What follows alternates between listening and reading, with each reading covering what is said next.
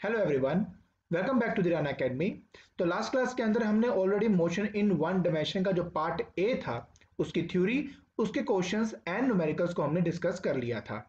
तो आज के लेक्चर के अंदर हम पार्ट बी स्टार्ट करने वाले हैं और जो सबसे पहला टॉपिक आज हमने डिस्कस करना है उसका नाम है डिस्प्लेसमेंट टाइम ग्राफ।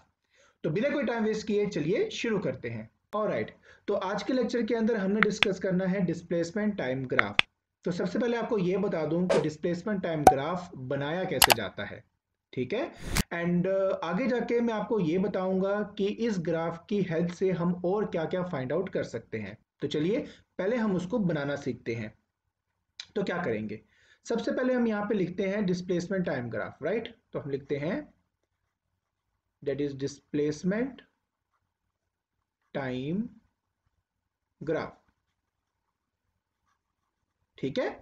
अब जो डिस्प्लेसमेंट है ना, हम उसको रिप्रेजेंट करते हैं ऑन वाई एक्सिस और जो टाइम है हम इसको रिप्रेजेंट करते हैं along x axis. So basically मुझे क्या करना है कि मुझे देखिए सबसे पहले तो दो ऐसी परपेंडिकुलर लाइंस बनानी है। ये देखिए, ये दो ऐसे परपेंडिकुलर लाइंस बनानी है मैंने, जिसमें ये वाला होता है आपका एक्स एक्सिस और ये है आपके पास वाई एक्सिस। तो डिस्प्लेसमेंट को मुझे जब भी रिप्रेजेंट करना होता है उसको हम वाई एक्सिस पे रिप्रेजेंट करते हैं, ठीक है। तो यहां लिख देता हूं मैं आपका डिस्प्लेसमेंट और ऊपर की तरफ हम एरो लगाएंगे और साथ में इसका यूनिट लिखेंगे कि अगर ये मीटर में है तो हम मीटर लिखेंगे, अगर सेंटीमीटर में है तो सेंटीमीटर लिखेंगे, अगर किलोमीटर में है तो किलोमीटर में लिखेंगे, ठीक है। तो यूनिट बिल्कुल स्पेसिफाई करना होता है हमें। उसके बाद नेक्स्ट हमारे पास आता है टाइम। जो टाइम है हम उसको हमेशा एक्स एक्सिस पे लिखते हैं। तो देखिए यहाँ पे लिखूंगा मैं अपना टाइम और साथ में इसका यूनिट लिखूंगा, ठीक है। तो आपको पता है इसका जो यूनिट होता है वो क्या होता है, वो हमारे पास होता है सेकंड। तो वो ये लिखकर उसको ऐसे में एरो दिखाऊंगा, ठीक है। तो ये एक बेसिक फॉर्मेशन है किसी भी डिस्प्लेसमेंट टाइम ग्राफ को बनाने के लिए। उसके बाद हम क्या करते हैं कि एक एक सेंटीमीटर के गैप में हम एक एक डॉट्स लगा देते हैं। जैसे कि ये डॉट्स मैंने यहाँ लगा दिया और उसी तरह एक एक सेंटीमीटर के गैप पे हम यहाँ पे भी डॉट्स लगा देते हैं। क्लियर हो गया। उसके बाद हमने इनकी वैल्यूज लिखनी होती है। जब भी हम इनकी वैल्यूज लिखते हैं तो एक बात हमेशा याद रखते हैं कि जो भी आपका गैप है ये पहले दो वैल्यूज के बीच में, वो वैल्यू का जो गैप है वो हमेशा बाकी दो वैल्यूज के बीच में भी होना चाहिए, हमेशा उसके साथ वाले के साथ। जैसे कि मान लीजिए कि अगर ये जीरो है, मैं यहाँ पे टू लिख देता हूं, तो आप देखिए इनके बीच का गैप कितना का है, टू का। तो नेक्स्ट वाला फोर होगा क्योंकि फिर उसके बीच में भी गैप टू का होना चाहिए। उसके बाद जो नेक्स्ट वाला होगा फिर वो क्या होगा, सिक्स होगा, उसके बाद एट होगा, वैसे टेन होगा। तो जो गैप है ना हमेशा वो आपका सेम होना चाहिए। पहली बात तो ये। सिमिलरली अगर आप देखें तो मैं डिस्प्लेसमेंट टाइम ग्राफ के भी बना के दिखा देता हूँ। जैसे कि जीरो है ना आपका, तो मान लीजिए मैं इसको टेन लिख देता हूँ, तो गैप कितना हुआ, टेन का हो गया। तो ये क्या आ जाएगा आपका ट्वेंटी, फिर ये आएगा थर्टी, ये आएगा फोर्टी। तो आप देख सकते हो कि पहली रीडिंग आप कोई भी ले सकते हो, पर जो गैप है इन दोनों के बीच में वही कंसिस्टेंट रहना चाहिए थ्रू आउट द ग्राफ, ठीक है। आप देख सकते हो यहाँ पे दो का डिफरेंस है, यहाँ पे टेन का डिफरेंस है, दोनों एक दूसरे से अलग है, बट जो गैप है थ्रू आउट मैंने सेम रखा है एक एक्सिस का, चाहे वो एक्स एक्सिस की बात करूं चाहे मैं वो वाई एक्सिस की बात करूं, ठीक है। तो ये जो चीज मैंने आपको बताई है ये मेरी बेसिक फॉर्मेशन है डिस्प्लेसमेंट टाइम ग्राफ को बनाने की। तो एक्स एक्सिस के अलोंग होता है टाइम और वाई एक्सिस के अलोंग हमेशा होता है आपका डिस्प्लेसमेंट। क्लियर हो गया, ठीक है। अब मैं आपको बताता हूं डिफरेंट डिफरेंट केसेस में डिस्प्लेसमेंट टाइम ग्राफ कैसे बनाया जाता है। जैसे कि अगर मान लीजिए बॉडी आपकी रेस्ट पे है तो उसका डिस्प्लेसमेंट टाइम ग्राफ कैसे दिखेगा। मान लीजिए एक बॉडी जो है वो यूनिफॉर्म स्पीड या वेलोसिटी से मूव कर रही है, तो उसका ग्राफ कैसे बनाया देगा। और साथ ही साथ उस ग्राफ की हेल्प से अगर मुझे वो स्पीड और वेलोसिटी कैलकुलेट करनी हो तो मैं कैसे कैलकुलेट करूंगा। सिमिलरली अगर मैं बात करता हूं आपकी कि एक बॉडी एक मान लो स्ट्रेट पाथ पे जा रही है एंड किसी वजह से वो वापस आ जाती है, तो उसको ग्राफ में कैसे प्लॉट करें। और साथ ही साथ अगर मेरे पास वेरिएबल वेलोसिटी हो उसका ग्राफ कैसे बनाएंगे और उस ग्राफ से हम स्पीड और वेलोसिटी कैसे फाइंड आउट करेंगे। तो आज के लेक्चर के अंदर हमने बहुत सारी ऐसे बातें करनी है। आई होप आप रेडी हैं इसके लिए। तो चलिए अब सबसे पहले हम स्टार्ट करेंगे। If a body is at rest तो उसका डिस्प्लेसमेंट टाइम ग्राफ कैसे बनेगा। ऑलराइट, अब देखिए आपके सामने ऑलरेडी मैंने यहाँ पे डेटास लिखे हुए हैं ताकि हम आराम से अपने ग्राफ को बना सकें, बट मैं इसका मतलब भी आपको समझाऊंगा। देखिए अगर आप ध्यान से इन डेटास को देखें तो क्या दिखता है कि जब आपका टाइम जीरो था तब इसकी डिस्प्लेसमेंट क्या थी 10 मीटर्स। मीटर्स क्यों? क्योंकि मुझे यहां से पता लगा। जब टाइम आपका 1 हुआ तब भी 10 मीटर है, जब आपका 2 हुआ तब भी 10 मीटर है, जब 3 हुआ तब भी 10 मीटर। तो एवरी टाइम क्या हो रहा है, मेरे पार्टिकल की जो पोजीशन है वो चेंज नहीं हो रही विद रिस्पेक्ट टू टाइम, इसलिए इस बॉडी को कहेंगे as a stationary object. Clear हो गया यहाँ पे। अब बात आती है कि इसका ग्राफ कैसे बनाएं। देखिए हम शुरुआत करेंगे जैसे आपको बताया था मैंने। तो सबसे पहले क्या करूंगा, मैं यहाँ पे दो एक्सिस बनाऊंगा विच इज परपेंडिकुलर। ये देखिए ये दो मैंने एक्सिस बना दिए which is perpendicular to each other. यहां पे मैंने क्या बताया था, यस यहां पे हम बनाएंगे डिस्प्लेसमेंट। ये क्या है, डिस्प्लेसमेंट है। क्योंकि यहाँ पे मीटर है तो मैं यहाँ पे मीटर डाल देता हूँ और एरो ऊपर की तरफ लगा दूंगा। इसका मतलब होता है कि इस तरफ से डिस्प्लेसमेंट आपकी बढ़ रही है। एरो का बेसिकली मतलब ये होता है। उसी तरह नीचे हमारे पास क्या आएगा, टाइम। तो मैं यहाँ पे टाइम लिख देता हूँ और यहाँ पे लगा देता हूँ सेकंड।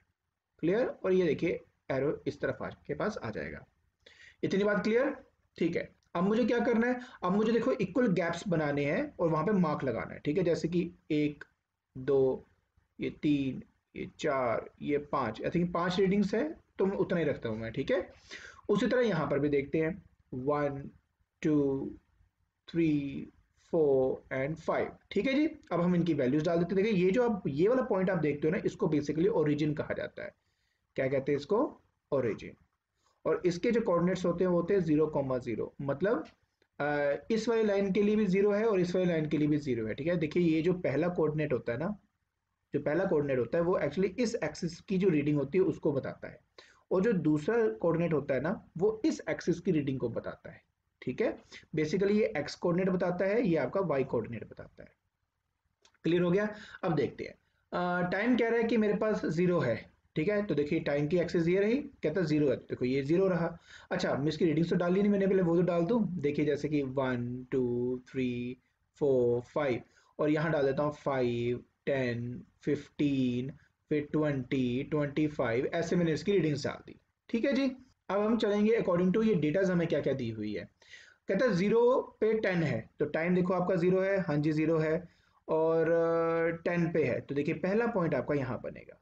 तो जब आपका टाइम था 1 सेकेंड, तब भी डिस्प्लेसमेंट क्या थी आपकी 10। तो देखिए मैंने 1 के ऊपर ऐसे लाइन लेके गया, ये देखो 10 यहाँ पर है, तो मैंने क्या किया, इसको यहाँ पे ऐसे ज्वाइन कर लिया, ठीक है। तो ये आपका पॉइंट आ गया। फिर वो कहता है कि अगर आपका टाइम 2 सेकेंड है तब भी 10 है, तो देखिए मैं फिर इस 2 के ऊपर ऐसे लेके गया इसको, और यहाँ पर हमारे पास क्या आ गया, बिल्कुल 10 के सामने मैंने एक डॉट लगा दिया। 3 है तब भी 10 है, देखिए 3 है तो तब भी आपका क्या है, आपका 10 ही है। 4 है तब भी 10 है, 5 है तब भी 10 है। तो अब मैं क्या करूंगा, अब बस इन सभी डॉट्स को मैंने आपस में ज्वाइन करना है, ठीक है। तो देखिए सभी डॉट्स को मैं जब आपस में ज्वाइन करूंगा, देखिए ये बनेगी लाइन, ठीक है। तो इसमें ये जो लाइन है ना वो एक्चुअली में क्या बता रही है कि जो आपकी डिस्प्लेसमेंट है वो कांस्टेंट है थ्रू आउट टाइम। क्या है, constant through out the time. तब आप कह सकते हो कि बॉडी क्या है, मेरी स्टेशनरी है। तो अगर कभी भी मेरी बॉडी क्या होगी, स्टेशनरी नेचर की होगी, तो मैं एक ग्राफ बनाऊंगा पैरेलल टू टाइम एक्सिस, जिसका मतलब ये होगा कि जो डिस्प्लेसमेंट है वो आपकी चेंज ही नहीं हो रही with respect to time. Clear हो गया।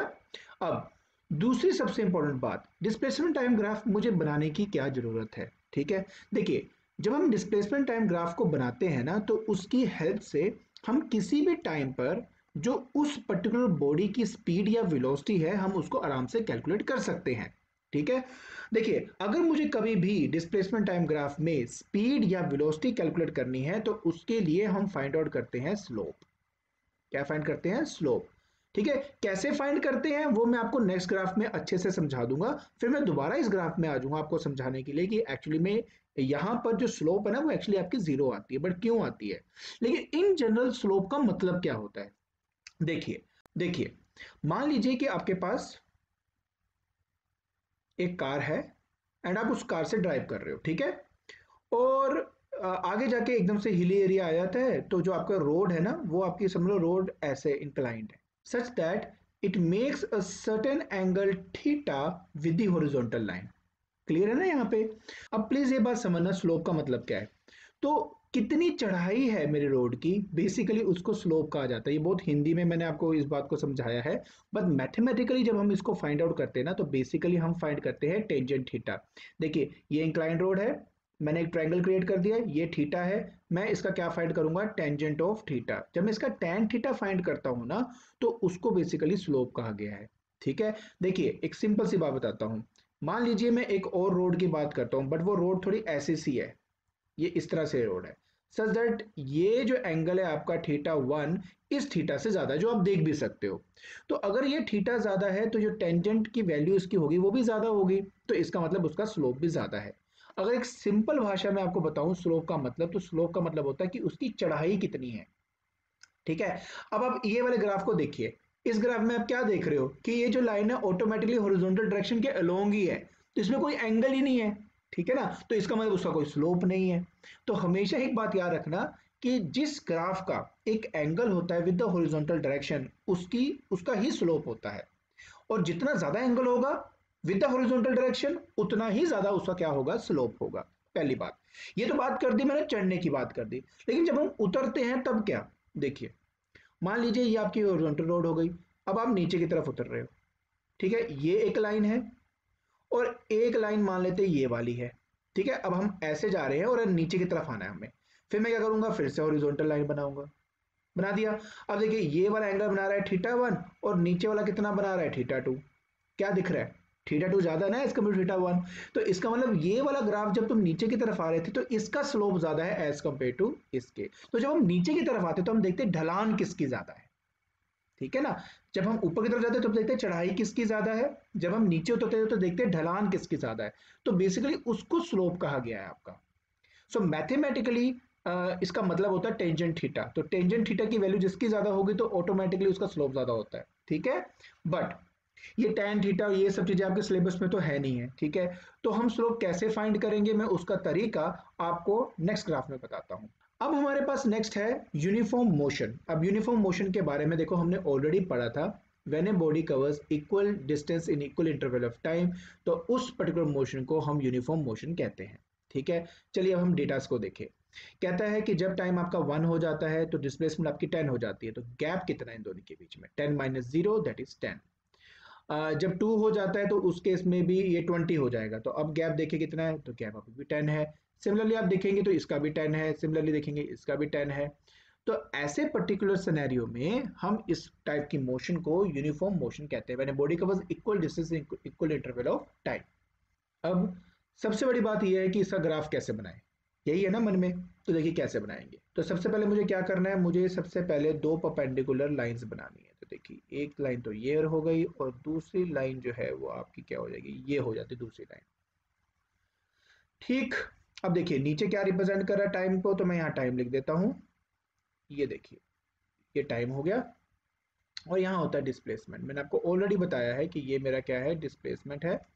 तो यहाँ पे ऐसे होगी। अब जो है इसकी में जो मतलब रीडिंग्स है वो लिखनी है मेरे को। तो पहले क्या करूंगा, मैं 1 1 सेंटीमीटर का गैप बनाऊंगा, जैसे कि ये हो गया, ये हो गया। आप तो स्केल से कर सकते हो ना, तो मैं यहाँ पे थोड़ा ध्यान से ऐसे गैप बना देता हूँ। सिमिलरली यहाँ पे भी 1 1 सेंटीमीटर का गैप बनाऊंगा। देखिए ये देखिए लगभग 1 सेंटीमीटर का जो गैप है वो मैं बनाता जा रहा हूँ। अब मुझे क्या करना है, इनकी जो वैल्यूज है वो डिसाइड करनी है। ठीक है, ये तो जीरो होता ही है, मैंने आपको पहले बता दिया। सो टाइम क्या था, जीरो, तो डिस्प्लेसमेंट जीरो, मतलब पहला पॉइंट आपका तो यहीं पे ही आ गया।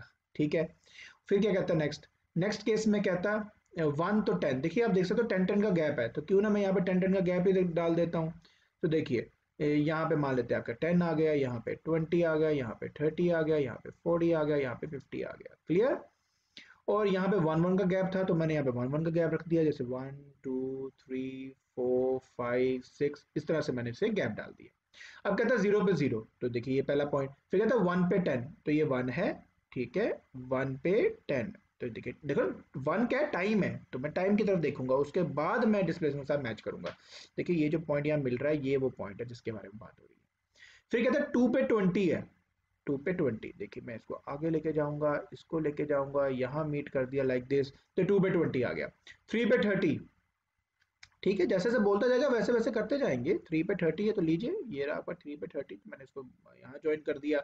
4 पे 40 है, तो देखिए मैं इसको ऊपर लेके जा रहा हूँ, ये यहाँ पे इसके साथ मैच करेगा, देखिए ये बन गया। उस तरह कहता 5 पे 50 है, तो जैसे बोल रहा है वैसे करता जा रहा हूँ। देखिए ये 5 आ गया, ये आपका 50 आ गया, तो इसको हम मैच कर देंगे, तो ये आ गया। अब ये सारे जो जितने भी डॉट्स आपको दिख रहे हैं मैं क्या करूंगा, इनको आपस में ज्वाइन कर दूंगा। तो देखिए कैसे होगा, इन सबको मैं ऐसे ज्वाइन करता जाऊंगा, ज्वाइन करता जाऊंगा लाइक दिस। आप स्केल से करना तो ये आपको दिख जाएगा लाइक दिस, ठीक है।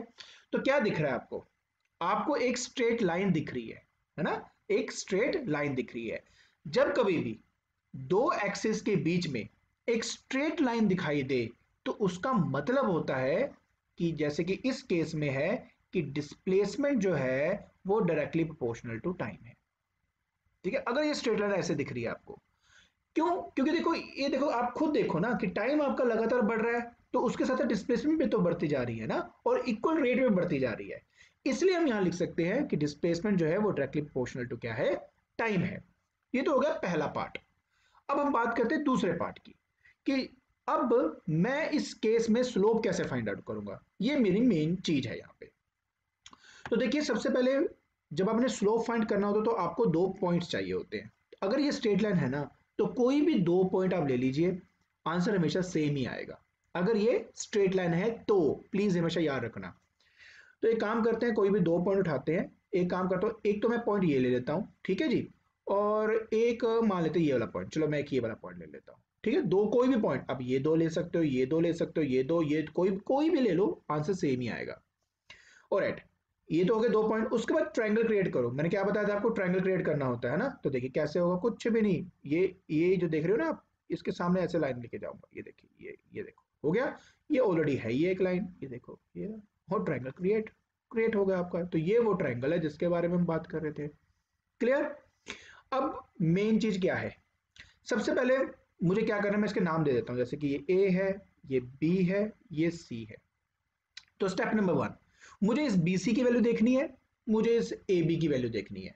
कैसे देखेंगे, बहुत सिंपल है। देखो B की क्या वैल्यू है 5, अब क्योंकि मुझे ये चाहिए ना, तो बिल्कुल हॉरिजॉन्टल एक्सिस को देखूंगा मैं। तो B की वैल्यू क्या है 5, A की वैल्यू क्या है 2, दोनों को सब्ट्रैक्ट कर दो, वही इसकी लेंथ होगी। तो जब आप इसको सब्ट्रैक्ट करते हो तो क्या आंसर आएगा, 5 - 2, आंसर क्या आ गया 3 आ गया ना। तो 3 सेकंड जो है वो मेरे इसकी वैल्यू आ जाती है। क्लियर हो गया। चलिए अब हम अगली बात करते हैं। अब मुझे BC की वैल्यू देखनी है ना, BC की वैल्यू। अब देखिए कैसे करूंगा, C, क्योंकि अब मैं वर्टिकल देख रहा हूं तो मैं वर्टिकल वैल्यूज पकड़ूंगा। तो C की वैल्यू क्या है 50, B की वैल्यू क्या है 20, सब्ट्रैक्ट कर दो और वही आपकी इसकी लेंथ हो गई। तो 50 - 20, आंसर क्या आ गया आपका 30 मीटर। 30 मीटर, मीटर क्यों लिखा, क्योंकि डिस्प्लेसमेंट मीटर में है ना, तो पहली बात मेरी गलती यहाँ पे है कि मुझे MB यहाँ रखना चाहिए था। तो अब ये ठीक है, ठीक है। तो ये आ गया 30 मीटर, तो ये आ गया 3 सेकंड्स। क्लियर। और ये बेसिकली वो एंगल है जिसके बारे में मैं बात कर रहा था आपसे, ठीक है जी। चलिए अब जल्दी से स्लोप फाइंड करते हैं। देखिए स्लोप निकालने का जो फॉर्मूला है वो है आपका y axis upon x axis, मतलब वर्टिकल एक्सिस की value divide by horizontal axis की वैल्यू। तो इसको याद करने का तरीका मैं ऐसे भी लिख सकता हूं सीधा इसको, देखिए BC अपॉन AB, सिंपल। ये देखो BC दिख रहा है, ये BC अपॉन AB, ये करना होता है आपने। आपने क्या लेना, वर्टिकल लाइन की value divide by horizontal line की वैल्यू, और आपको आपका स्लोप मिल जाएगा, यही करना होता है। तो व्हाट अबाउट BC, ठीक है। और हाँ एक बात प्लीज हमेशा याद रखना, क्योंकि ये इंक्लाइंड ऊपर की तरफ जा रहा है ना, तो इसलिए मैंने हमेशा जो final value minus initial value करना होता है, मतलब क्योंकि ये ऊपर की तरफ जा रहा है इसलिए मैंने 50 - 20 किया। अगर ये ग्राफ नीचे की तरफ कहीं आ रहा होता तो मैं 20 - 50 करता। देखिए प्लीज ये बात हमेशा याद रखना कि ग्राफ देखना बहुत इंपॉर्टेंट है, कि ये ऊपर की तरफ जा रहा है कि नीचे की तरफ जा रहा है। मैं आपको एक एग्जांपल दूंगा इसका, मैं जस्ट आपको थोड़ा वैसे ही बता रहा हूँ कि कैसे करना है ये। तो देखिए इस सिनेरियो में ये BC है, तो मैंने क्या किया 50 माइनस किया 20 डिवाइडेड बाय AB की जब बात आई तो मैंने किया 5 - 2, क्योंकि ये इंक्रीजिंग है ना, तो अगली वैल्यू माइनस पिछली वैल्यू करेंगे। सो देखिए जब इसको सॉल्व करूंगा 30 आ जाएगा, डिवाइडेड बाय क्या आ जाएगा आपके पास यहाँ पे 3। देखिए ऊपर मीटर था, नीचे सेकंड है। आप खुद देख सकते हो बेटा यहाँ पे क्या आ रहा है 10 मीटर पर सेकंड, और मीटर पर सेकंड किसका यूनिट होता है, वेलोसिटी का, ठीक है। सो इसका मतलब हुआ कि अगर मेरे पास डिस्प्लेसमेंट टाइम ग्राफ है, उस केस में अगर मैं स्लोप फाइंड करूं तो मुझे हमेशा क्या मिलती है, वेलोसिटी मिलती है। क्लियर हुई ये वाली बात, वेरी गुड। एक बात हो, वेलोसिटी जो है ना, अगर पॉजिटिव या नेगेटिव हो तो उसका एक मतलब होता है। अगर वेलोसिटी पॉजिटिव है तो उसका मतलब क्या है, that you are moving in one positive axis की तरफ। एंड अगर वो नेगेटिव आ जाए तो इसका मतलब that now you are moving in the opposite direction of that axis. तो इसके पॉजिटिव और नेगेटिव होने का भी मतलब होता है। चलिए मैं इसको और अच्छे से क्लियर करवाता हूं नेक्स्ट एग्जांपल के साथ। ऑलराइट, तो देखिए इस एग्जांपल को ना समझने के लिए सबसे पहले हम एक काम करते हैं, इसको ड्रॉ कर लेते हैं, ठीक है। जब एक बार ड्रॉ हो जाएगा ना, फिर हम अच्छे से समझेंगे कि एक्चुअली हो क्या रहा है इसके अंदर। तो इसके लिए क्या करेंगे, सबसे पहले आपको मैंने बता दिया ऑलरेडी कि हम क्या करने वाले हैं। यहाँ पर हम पहले दो एक्सिस बनाएंगे। ये देखिए डिस्प्लेसमेंट टाइम ग्राफ बनाने जा रहे हैं हम, और मैंने दो एक्सिस बना दिए। ये देखिए ये हो गया। Okay, so you know that कि नीचे क्या होता है, टाइम होता है, और हम इसको सेकंड से रिप्रेजेंट करते हैं। और ये है इसका एरो, और ये क्या होता है, ये आपका डिस्प्लेसमेंट होता है। तो मैं डिस्प्लेसमेंट लिख देता हूँ, और एरो में लगा दूंगा ऊपर की तरफ। क्लियर हो गया यहाँ पे। चलिए अब जल्दी से ना एक एक सेंटीमीटर का गैप में हम मार्क लगाते हैं और इनकी वैल्यूज लिखते हैं। तो देखिए 1 2 3 4 5 6 7, मैंने 7 इसलिए लगा क्योंकि 7 रीडिंग्स है ना, इस वजह से मैंने यहाँ लगाई है। सिमिलरली 7 यहाँ पे भी आएंगे आपकी।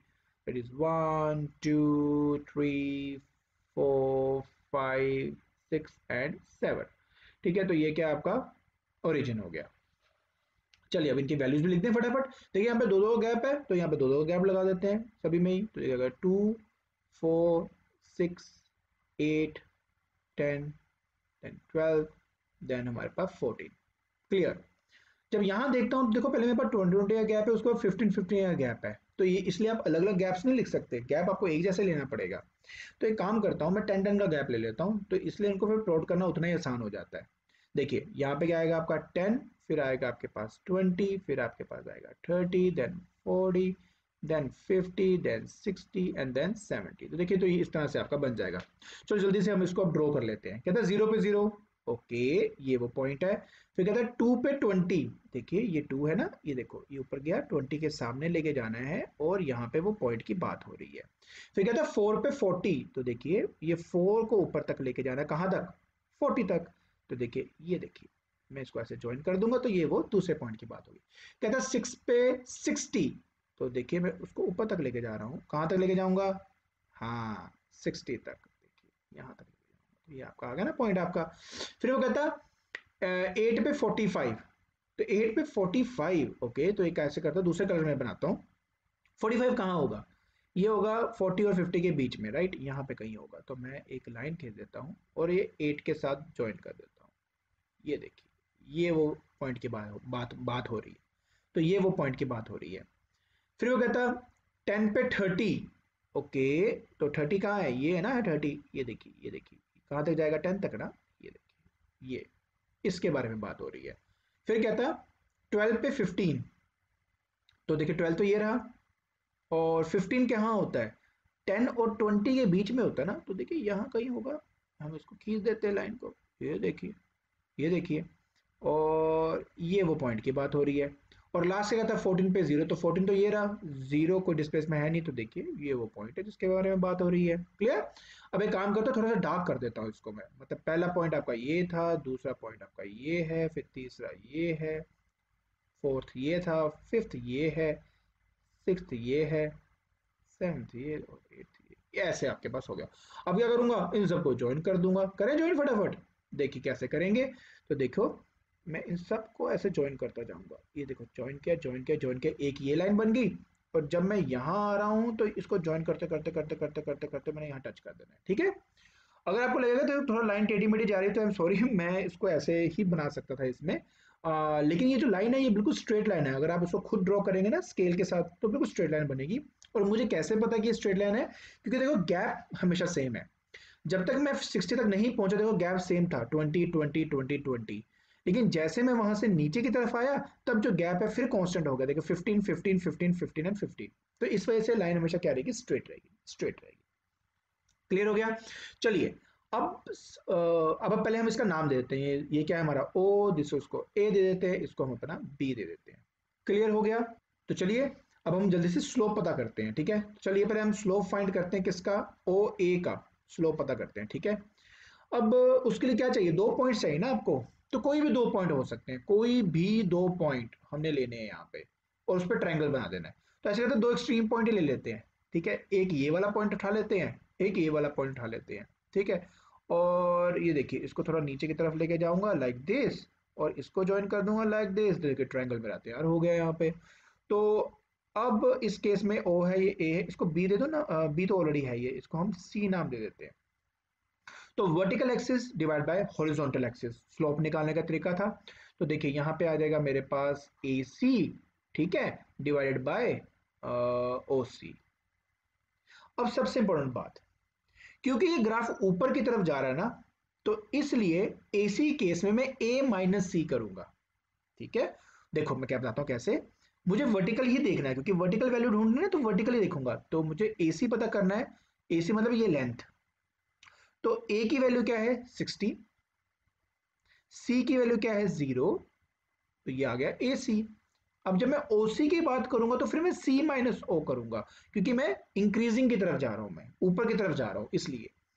तो सी की वैल्यू क्या है, मतलब क्योंकि मुझे हॉरिजॉन्टल पता करना है तो हॉरिजॉन्टल वैल्यूज लेनी है। तो सी में क्या है 6, और राइट, और ओ क्या है 0, तो 0 लिख दिया। तो आप देख सकते हो यहाँ पे क्या आ रहा है, ये आ जाएगा आपके पास दैट इज 60 डिवाइड बाय 6, तो आंसर आ जाएगा 10 मीटर पर सेकेंड। तो ये तो देखिए आपका स्लोप ओ ए आ चुका है, क्लियर है क्या। अब मैं आपको नेक्स्ट चीज बताता हूँ जो बहुत इंपॉर्टेंट है। अब मुझे स्लोप निकालना है, स्लोप निकालना है ए बी का। और अब आप ध्यान से देखिए, जो ग्राफ है आपका वो नीचे की तरफ जा रहा है, ऊपर की तरफ नहीं जा रहा, नीचे की तरफ जा रहा है। इसलिए हमेशा जो फाइनल वैल्यू होगी वो आगे होगी, और पीछे वाली जो माइनस जिसको करेंगे वो पिछली वैल्यू होगी आपकी, ठीक है। अगली वैल्यू माइनस पिछली वैल्यू, हमेशा याद रखना।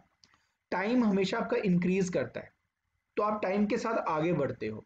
तो ग्राफ में हमेशा वैल्यू हमेशा अगली लेनी होती है, उसमें से पिछली वैल्यू माइनस करनी होती है। ये बात हमेशा याद रखना, ठीक है।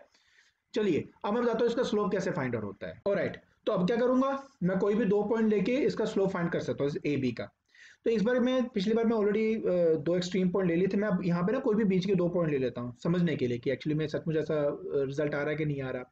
देखिए एक पॉइंट मैं यही ले लेता हूँ, और एक पॉइंट मैं ये ले लेता हूँ, क्लियर है जी।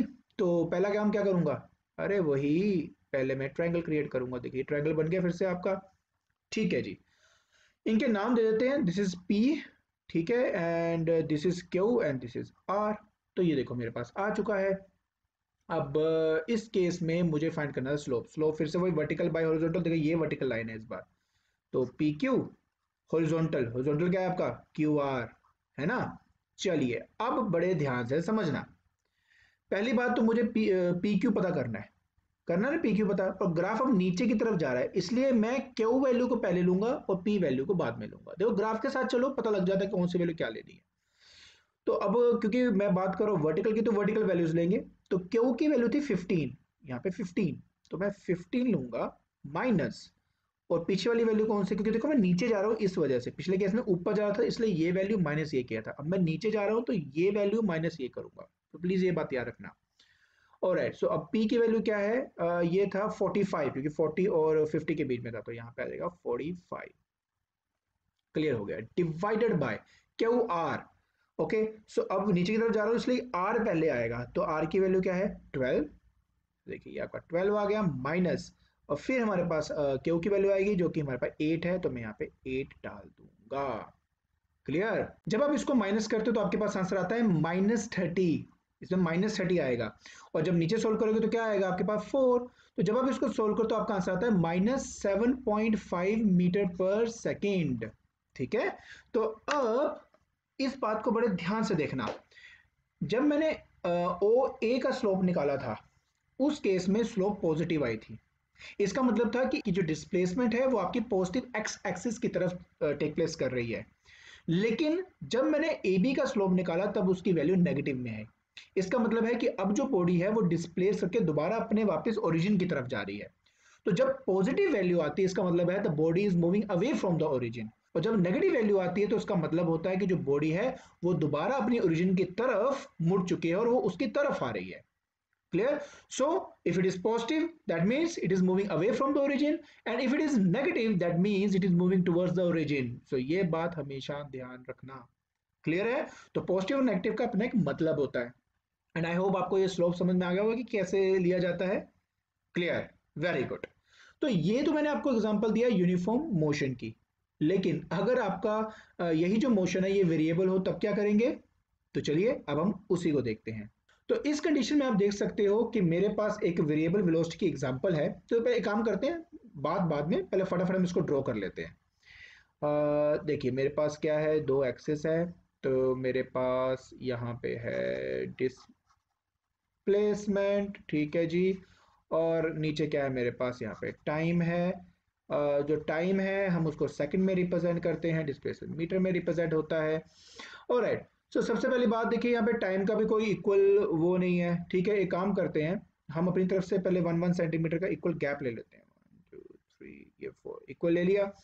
उसके बाद एक काम करते हैं, ये 5 है ना, 5 तक ले लेते हैं ताकि 5 तक रीडिंग आए। तो मैं ले लेता हूँ यहाँ पे 1, ये 2, ये 3, ये 4 और ये 5।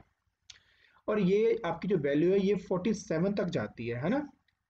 अगर मैं 20 का गैप भी लूंगा तो ये 80 तक हो जाएगा। हाँ हो तो जाएगा। और अगर मैं 10 का गैप लूंगा तो भी हो जाएगा। चलिए एक काम करते हैं, 10 का गैप लेते हैं। तो 1 2 3 4 5। तो देखिए ये 0 तो है ही है, ये 10। और उसके बाद यहाँ पे क्या आएगा 20, ये आएगा 30, ये आएगा 40 और ये आएगा आपका 50। अब इसमें सारी वैल्यूज आ जाती है ना, इसलिए यहाँ पे मैंने लिख दिया। चलिए अब जल्दी से शुरू करते हैं। कहते हैं 0 पे 0, लो जी 0 पे 0। फिर कहता है 2 पे 10, तो ये 2 है, ये 10 है, मैं आपको ऑलरेडी बता चुका हूँ। आप इनको आपस में से ज्वाइन कर दीजिए तो आपकी वैल्यू आ जाएगी। उसके बाद नेक्स्ट क्या आता है 4 पे 30, तो 4 ये है, 30 ये रहा, लीजिए 4 पे 30, तो ये आपकी वैल्यू आ गई। कहता है 5 पे 47। देखिए 50 से जस्ट नीचे यहाँ पे कहीं होगा 47। तो मैं यहाँ पे अब अच्छा आपने कैसे करना बताता हूँ। आपने 1 सेंटीमीटर गैप लिया होता है ना। अब आपको पता है कि 1 सेंटीमीटर में 10 डिविजन होती हैं। हर एक डिवीजन एक्चुअली में एक वैल्यू बता रहा है। जैसे कि पहली डिवीजन 41 बताएगी, जो उसका नेक्स्ट डिवीजन होगा वो 42 बताएगा। तो ऐसे जब आप 7 डिवीजन में पहुंच जाओगे तो वो 47 नंबर बताएगा। तो इस तरह से पता करना होता है। राइट, तो अब देखिए तभी हम बेसिकली 1 सेंटीमीटर का जो गैप है ना वो लेके चलते हैं, उसमें 10 डिविजन होती है और उनको समझना और आसान हो जाता है। राइट, अब देखिए मैं इसको आगे बढ़ा रहा हूँ, आगे बढ़ा रहा हूँ, कहाँ तक लेके जाऊंगा मैं 5 तक। तो देखिए यहाँ तक ले गया, तो इसको मैंने ज्वाइन कर दिया। अब मुझे क्या करना है, इन सबको ज्वाइन करना है, ठीक है। तो चलिए जल्दी से ज्वाइन करते हैं इसको। देखिए ये देखो, ये देखो, ये देखो, ये देखो, देखो देखो देखो।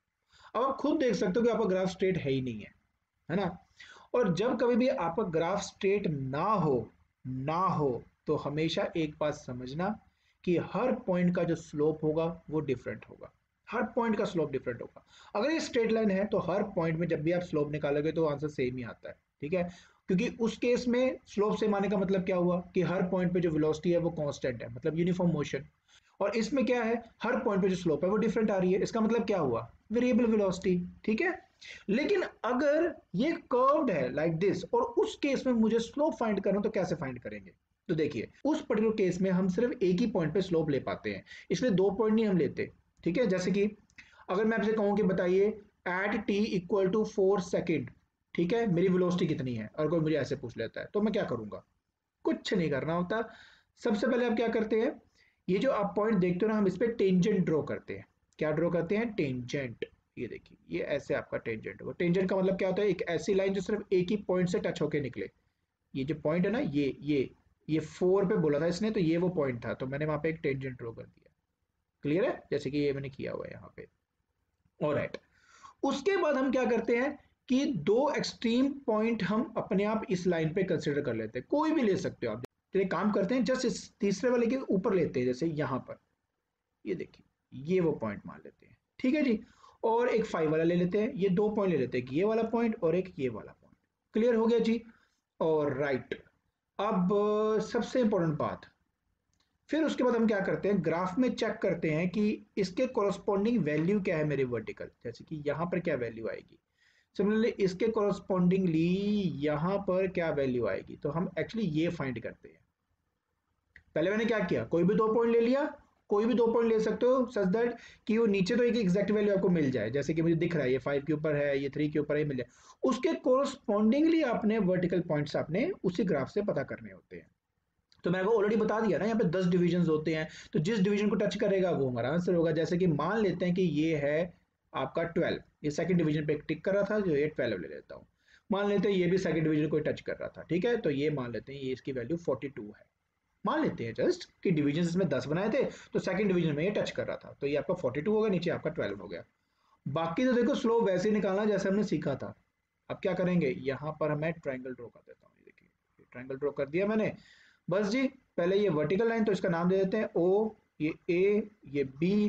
तो मुझे इसका स्लोप निकालना है। और सबसे बड़ी बात देखिए, ऊपर की तरफ ग्राफ जा रहा है आपका, तो स्लोप पॉजिटिव होगा इस केस में।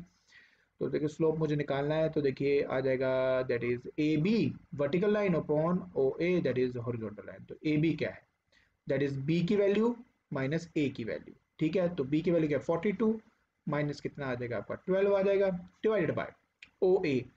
ओ ए मतलब ए की वैल्यू माइनस ओ की वैल्यू। ए क्या है आपका 5, ओ क्या है आपका 3। तो देखिए आपके पास इंक्रीजिंग है ना, तो हमेशा अगली वाली वैल्यू माइनस पिछली वाली वैल्यू, ये करना होता है आपने।